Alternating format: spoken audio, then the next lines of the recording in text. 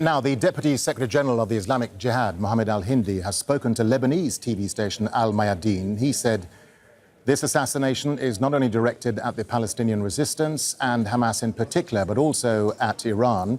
He went on to say Israel is on the verge of collapse and its reactions reflect confusion and an inability to achieve any of its goals.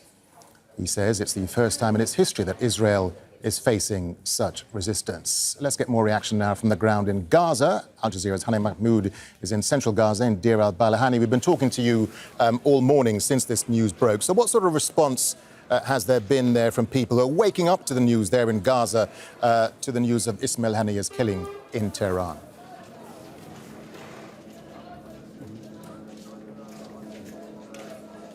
Yes, well, the vast majority of people from where we're at right now are getting closer to us and asking several questions that it's hard to give a straight answer to because it's hard to predict what's going to happen. The majority of people here are still hearing about what happened as of earlier hours of this morning, the assassination of Hamas political leader Ismail Haniyeh in Tehran. There are those who are quite frustrated and thinking this is going to impede any progress to a ceasefire deal, as they are exhausted, very tired. They want an end to this dilemma, the mass killing that is taking place every single day. There are those who think that this might be pushing the war to an end because Netanyahu has been searching for an absolute victory sign just to divert or sway the public opinion among Israelis who are putting pressure on him and his government, particularly the families of the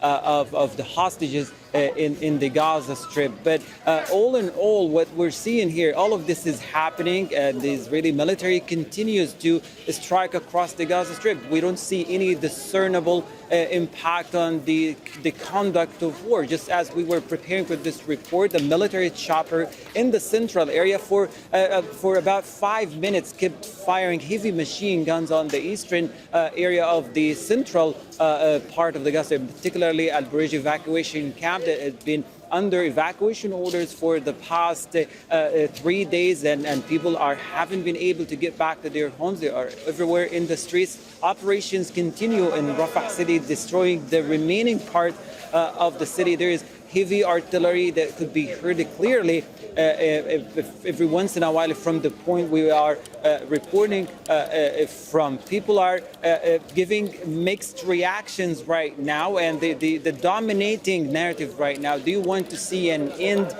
to the war? Either ways, with the assassination of a political leader or with something else, they're hoping that this is going to put an end to the war, as 10 months of this genocidal war have taken their tolls on people, psychological well-being, on their physical well-being, on their livelihood, the safety and the security of their families and their children. 40,000 people, one person made a comment about 40,000 people have been killed so far, and this is not about Hamas, this is not about its political leadership. Israel is at war with the very existence of Palestinians, whether here in the Gaza Strip, and we've seen this in the past 10 months, or in the occupied West Bank. And throughout the past 10 months, Israel has been raiding and detaining and killing Palestinians in the occupied West Bank, where Hamas is not active. And here, the vast majority of the 40,000 people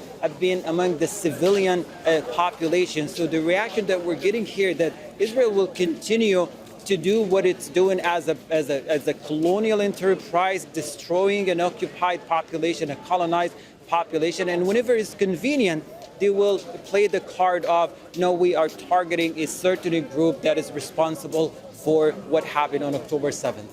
All right, Al Jazeera's Hani Mahmoud live for us there in central Gaza in Deir el-Balah. Hani. Make sure to subscribe to our channel to get the latest news from Al Jazeera.